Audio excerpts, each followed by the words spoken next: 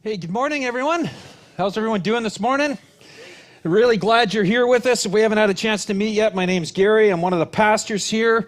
We started a series last week. We're in week 2 this week called Anchored, where we're taking a closer look, a deeper dive into this thing called faith, because wherever we find ourselves with God or a higher power, whether we think there's a God or not, every single one of us has faith. Faith in something or someone that we think is going to help us when we need it the most to get through life. And last week, we kicked it all off looking at what it is we're putting our faith in. And we compared faith to an anchor, and that it's important. We used an analogy of a boat and how an anchor helps hold a boat in a storm. But the anchor, as good as and important as it is like faith. It's important. But it's only as good as what we have it anchored in, the ground that it's anchored in. And the same is with our faith. Faith is important to us, but it's only as good as the thing it's anchored in. And what we looked at last week is that as Christians, which is what we're all about around here at the meeting place, is our faith is anchored in the person of Jesus Christ. And if you missed last week, I really encourage you to listen to it. You can catch it online or on our app. But today, can you relate to that poor guy in that video?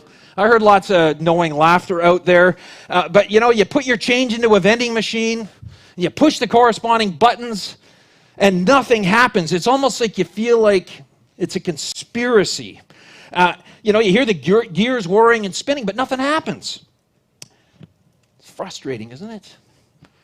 So much so that sometimes, like the guy in that video, we just want to take a round out of the machine, right? And just give it a kick and give it a punch, right? And if you're sitting there thinking, well, I've actually done that, you're not alone. The struggle is real. Check this out. This is true. This is wild. The Journal of the Medical Association reported in 2018 that on average, there are 1,700 reported, keyword reported, cases of vending machines injuries. Hey, listen to this.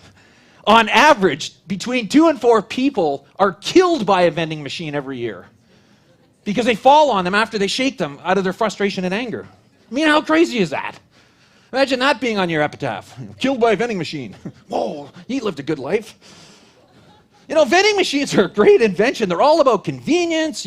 We can walk up to it if we're thirsty or we're hungry. We can kind of dump in our change, push the corresponding buttons, and we get what we want when we want it, right? And it's great when it works, but man, when it doesn't, just like we saw in that clip, it's so frustrating.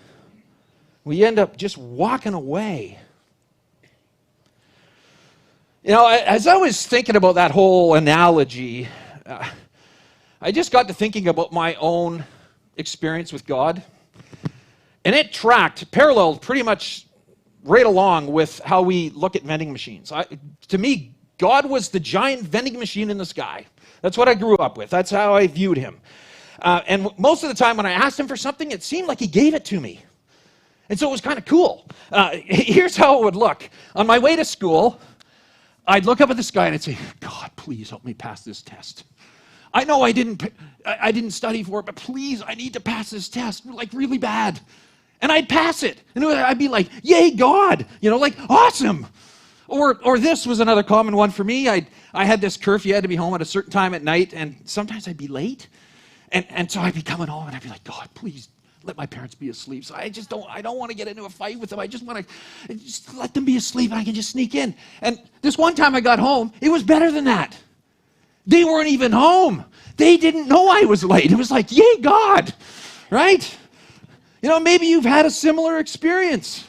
On a wet and windy day, you got to go shopping and you're pulling into the parking lot and you're like, oh, God, can I just please get a spot close to the front door? And you do. It's like, yay, God. Or how about this? We're all islanders. We've experienced this. You're racing for the ferry.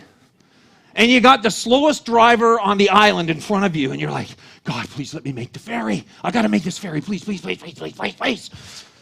And you make the ferry. And it's like, yay, God. Right? It's awesome when stuff like that happens. I love it when stuff like that happens. Here's a question. what happens when God, the vending machine in the sky, doesn't give us what we ask for? What then? And when I mean that, I don't mean like not making the ferry, not getting the parking space, not getting home on time, that type of stuff. I mean, that's inconvenient, but you know what? There's always another ferry. There's always another parking spot you can get. There's always tests to rewrite, and I know that because I rewrote lots of them. But I'm talking about those times when life is hard. When something happens and it hurts. In 1992, REM, rock band REM, released a song called Everybody Hurts. Maybe you've heard it. The first verse ends with these words. Listen to this. When you're sure you've had enough of this life, well, hang on. Because everybody hurts. Everybody cries. You know, that song, even with its melancholy lyrics, because the lyrics are like that all through the song, it was like #1 in the charts. And you think, well, why? With lyrics like that? Well, I think it's because with raw honesty, those lyrics capture the human experience. That if we walk this planet long enough, we're going to get hurt. We're going to cry. And so when life goes sideways, and it doesn't make sense to us, and we're trying to make sense of it all, isn't that when we need faith the most? Something to come through for us? And so often what we do is we pray and we ask God for help. You know, like, help me get through this. I don't know why this is going on. What is happening here? But nothing happens. Our circumstances stay the same. Nothing changes. And so we begin to doubt that God, one, either doesn't care or he's not even there. So what's that all about? Well, and I'm just going to throw this out for you to kind of roll around and think about, but here's what I think it's about. We all, as we make our way through life, create a picture, construct an idea of what God is like and how he works, how this faith thing and it intersects with life, and we kind of piece that together. And it starts off when we're quite young. You know, we hear things from people that are close to us, maybe our parents or a teacher or something like that, and we kind of subconsciously just kind of file that stuff away. We're not really thinking about it too much, but it's there. But then as we get older and we start having conversations and we're introduced to more ideas about God and faith and how it all fits together, we begin to reconstruct this picture that we have of God, and we think, well, I really like this idea. I think I'll keep that. This, not too sure about that. I'll throw it away. And we come up with this framework and a picture of God that works for us. It just makes sense in my brain. And for the most part, it works. But inevitably, like we heard in that song, something happens. Something happens in our life that, with our limited view of God, it doesn't make sense. It's like, how could that even be true? Like, if God's like this, then how could that be happening, right? So, for example, maybe you were taught to believe that God would never abandon you. But your current circumstances, well, they say otherwise. Or maybe you were taught that God was always protect you. He's always going to be there for you. But your current circumstances indicate that that doesn't look like it's true. Or maybe you were raised to believe that if you did ABC, you trusted that God would do DEF. And when he did, it was great. And so you consistently do ABC, but then one day, God doesn't seem to do DEF. And so you begin to doubt. You think, maybe this God thing is just a bunch of hooey. And so we walk away from our faith. You know, this is such a common story. And there are no doubt countless stories like that in this room. Stories that went something like this. You know what? I used to believe. I believed in God. But then something happened, and I asked him to help me, and he didn't. And so, you know what? I don't know what I believe anymore. I just kind of given up on the whole thing. I'll just figure it out myself. Because we couldn't see God in our circumstance. It's what's called circumstantial faith. Our faith is based on what happens in our circumstances. But if you drill down a little bit, it's not even circumstances that we're actually dealing with. What we're actually dealing with is our interpretation of our circumstance. And more often than not, when we're in the thick of it, when life is blowing in on us and pounding us, we're not very good at interpreting circumstances. You know, we have a very limited view of life in comparison to God and the universe and all that type of stuff. You and I operate in these very tiny, boxy, kind of constrictive time frames. And so here's how this rolls out. If we have a problem on Monday, we'll pray about it on Tuesday. And if something's not happening by Wednesday, well, something's wrong. Something's not working. And so we'll say to God, God, you know, I know it doesn't look like anything's happening right now, so I'm going to be really gracious with you right now. I'm going to give you till Sunday to fix this thing that needs fixing, whatever that happens to be for you, right? And we kind of put God on this timeline. 2 weeks goes by, and we still don't have the result that we're asking for. You know, we've pushed the buttons, we've done the thing, and nothing's happening. And so we get confused. And if it goes on long enough, we just begin to doubt God, that he even exists, that he cares, that he's there. And we just forget it. I'll figure this out on my own. But how many of us here have had something like this happen? You're going through something and you just cannot see through it. And you're like, this is absolutely the worst experience ever. I can't believe this is happening. This is so crappy. I wouldn't even wish this on my worst enemy. Right? Have you ever been there? And then a few years later, you look back and you went, I can't believe it. As crappy as that was the best thing that ever happened to me. That's my story of how I ended up here. I was in a horrible situation, horrible circumstance. But looking back now, it's just like, oh man, I can see God's fingerprints all over it. The expectation of God delivering results in our time frame is so important to understand, because when we evaluate God's faithfulness based on a timeline that works for us, in effect what we're doing is we're pushing the buttons on the vending machine in the sky. I need this to happen, click, click, click. You know, we look at a day, we look at a week. God's looking at a year, a decade. Our time is not his time. We tend to look at our circumstance, what we're going through, whereas God sees through the circumstance to where things are going. And that's where faith comes in, because we have to believe that. It's not easy. I'm not saying this is easy. It's a simple concept, but it's not easy. But we have to come to a place that we can trust God, despite our current circumstances, that he has our best interest in mind. And we get a great example of this in a letter that's written, it's found in the Bible. It's written to a bunch of first century Jews who had become Jesus followers. They kind of abandoned they had heard about Jesus and thought, wow, this is a way better way to do life, and instead of dotting the I's and crossing the T's, which Judaism was all about keeping the law, and it's just like, wow, this seems like a better way. And so they abandoned their old faith system, went to this one. And what they had heard is, one of the things they had heard Jesus say, or that they were taught Jesus said, was that Jesus said one day, hey, I'm going to be executed on a Roman cross.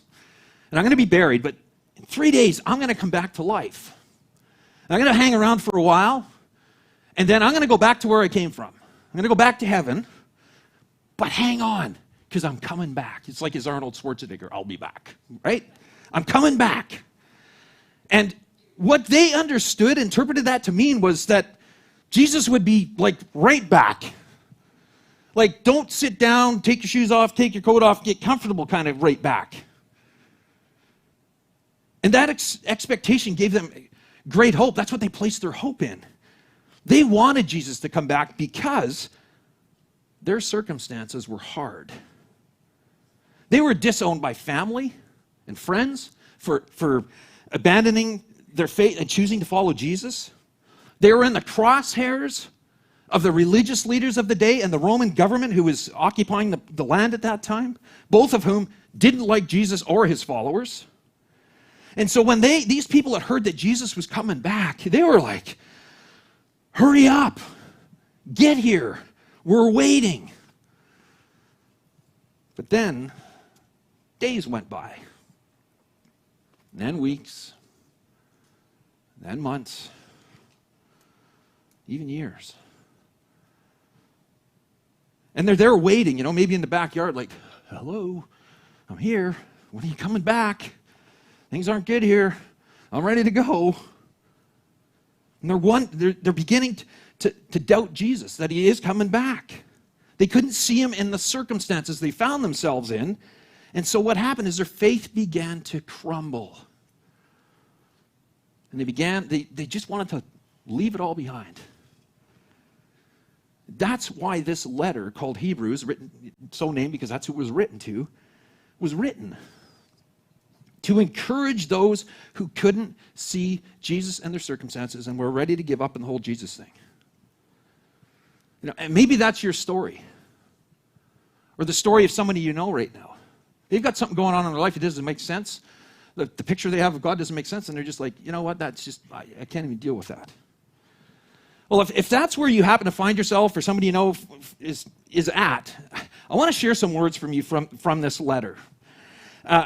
And it's from a chapter that's often referred to as the Hall of Faith. It's kind of like the Hall of Fame, only it's the Hall of Faith. And it's so called because it recounts the stories of several people who had a faith in God that even though they couldn't see through their circumstances, they trusted God would see them through it. And it's really interesting because the writer, I don't know this for sure, but it seems as though he wants to remind them what faith actually is. And we looked at this verse last week, but here's how he starts this whole chapter. He says, okay, listen, faith is being sure of what we hope for and certain of what we do not see. Put it another way, you could say, it's like he's saying, like, faith is being sure, absolutely convinced, utterly confident in something that I hope for. That I hope this happens. I really hope this happens. And I am certain, completely, totally, and thoroughly sure that what God said is going to happen, even though it hasn't happened yet, is going to happen. That's faith, okay? That's the kind of faith he's talking about here. And the rest of this chapter is full of stories of people who were full of that kind of faith. I'm sure that what you say is going to happen, even though I haven't seen it happen yet. Like Noah. Noah was from the story of the flood. Listen, he says, by faith. And when he says faith, he's referring to that faith we just talked about. By faith, Noah, when warned about things not yet seen, in holy fear or respect for God, built an ark to save his family. Now, if you're not familiar with the whole flood scenario story, just go back to the beginning of the Bible, book of Genesis, get about 6 chapters in, and humanity is just in a mess. It's just like a disaster. And it's like God's looking at it going, I'm going to hit the reset button here, and kind of we'll start again. But before he does that, he's going to flood the earth, but before he does that, he comes to Noah, and he says to him, Noah, I need you to build a boat, a really big boat. And Noah responds in faith. Okay, I'm not sure exactly why you want me to build a boat, because I'm not sure if you realize this or not, but I live in the desert, in the mountains. It hasn't rained here. Like, I can't even remember what rain looks like. But if you say it's going to rain, even though I can't see that happening, I believe it's going to happen because you said it's going to happen. And so we build a boat. That's faith. The writer goes on and he talks about this next guy who, if you were to go to Jerusalem today and grab an Israeli or a Jew and say, hey, where did your kind of whole faith, your race kind of, like, where did it all get started? They would look at you and say, Abraham. They would name this guy. They would say, Abraham. He was our father. He's the one that kicked it all off. Right? Interesting thing about that is, when we get introduced to Abraham in the 12th chapter of the first book of the Bible, he's old. He's like 75. Sorry. He's married. He's married to a woman named Sarah. And she's kind of old too. She's around 70. They don't have kids, never had kids. And so the last thing on their mind is building a nursery. You're like, oh, what color should we go? You know, like, hey, let's have a reveal party, right? They're not thinking that. But then God comes to Abraham one day and he says, Abraham, I need you to do something for me. Okay, what's that? Pack up your wife, pack up all your stuff, and go. Don't worry, I'll show you where. It's kind of vague, right? Imagine coming home to your significant other and say, hey, honey, pack up the kids, pack up the stuff, we're out of here, we're moving. Where to? I don't know, we're just moving. Right? It's just like, you put it in that context, it's like, well, it's a big deal. So God comes to me and he says, look, Abraham, don't worry. I'm going to show you where I'm going to send you. Okay, but why? Like, why do I have to go there? And he said, well, I'm going to start a country. And I'm going to build that country through you. And I know you don't have any kids yet. I get that. You've never had kids. Your wife can't have kids. But I'm telling you, right now, you are going to have so many kids, so many grandkids, so many great-great-grandkids, so many great-great-great-great-great-grand. You're not going to be able to count them all. By faith, Abraham, when called to go to a place he would later receive as an inheritance, obeyed and went, even though he did not know where he was going. By faith, even Sarah, his wife, who was past childbearing age, was enabled to bear children because she considered him being God, faithful. She was sure that what he said was going to happen, even though it hadn't happened yet. That's faith. And so from this one man, and they're referring to Abraham, the writer's referring to Abraham, and I love what he says next, and he is good as dead. That's how old he was, okay? They said it, not me, okay? And so from this one man, and he is good as dead, came descendants, get this, as numerous as the stars in the sky, and as countless as the sand on the seashore. And this just continues through the rest of this chapter. It goes on and on and on. And I would encourage you to grab a Bible, download a Bible, and read this chapter. It's absolutely fascinating. And every single story starts with the same two words: by faith. By faith, these people, even though they couldn't see everything, they were sure of what they hoped would happen, even though it hadn't happened yet. And it was despite the circumstances that they found themselves in.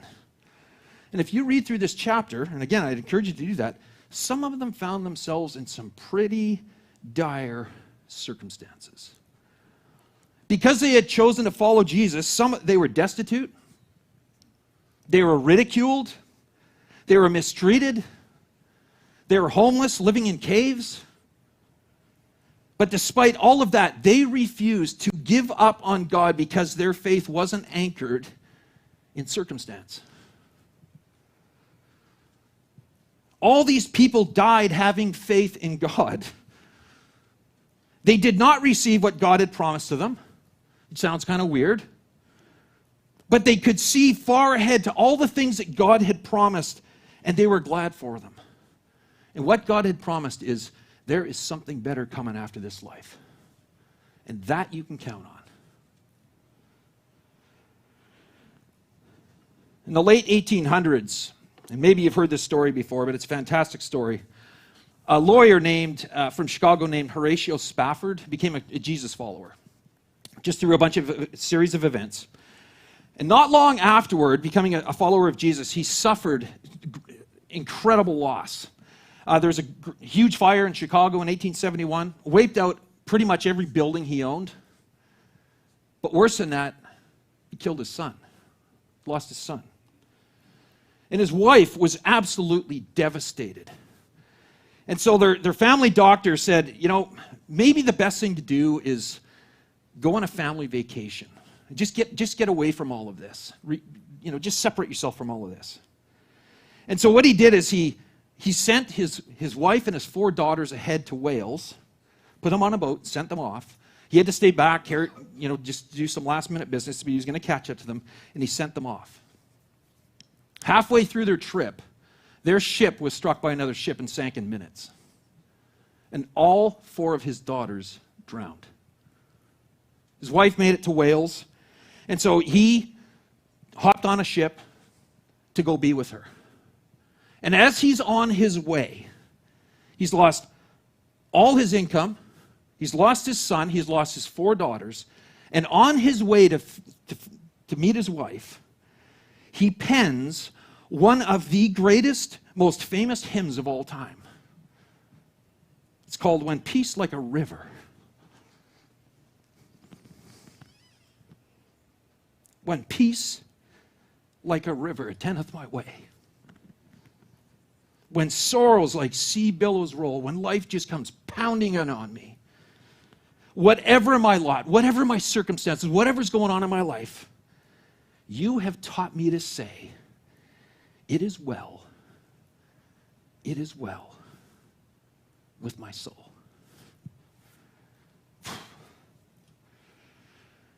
Can you imagine writing that? The question I ask myself is, would my faith take me through circumstances like that? Would I come out the other side a positive, hope-filled person, looking for something that is beyond this, beyond my current circumstance? And I would love to say, well, yeah, no problem. Emphatic yes. Yeah, I'm there. But you know what? I don't know. I think it's one of those things, until you're in that, you just don't know. But here's what I will say. I'm on a journey to build a faith like that. A faith that's anchored in not the circumstances of my life, that if things are good, yay God, but if it's not, then, well, I don't even think there is a God. But anchored in the reality of the life and death and resurrection of a person, the person Jesus Christ. That's what I want my faith to be solidly anchored to. And my hope and my prayer is that you're after the same thing. Because everybody hurts. And the question we have to ask is, when we're hurting, who are we going to turn to? Who are we going to put our faith in to get us through that? Faith is being sure of what we hope for and certain of what we do not see. And I hope you come back next week as we continue on diving into this, how to strengthen our faith, how to kind of get that kind of faith. And I'm just honored to be on this journey with you. I invite you to pray with me.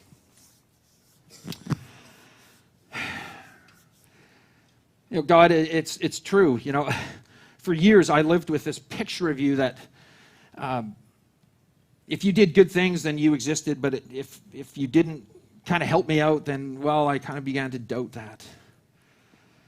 But it's moving past that, sitting in the reality of who you are, knowing that you can be trusted. And it's a journey. It's not a one and done thing. It takes time, and that's why you've created this thing called a church, where we can come together as a family. We can walk with each other, linked arms with each other, help ourselves get through this stuff with you right in the center of it.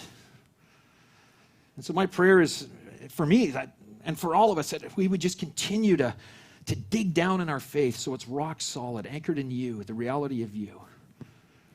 And so wherever people find themselves this morning, if they're hurting, man, that you would just touch them. They would just sense your peace, your grace, your mercy, and your love.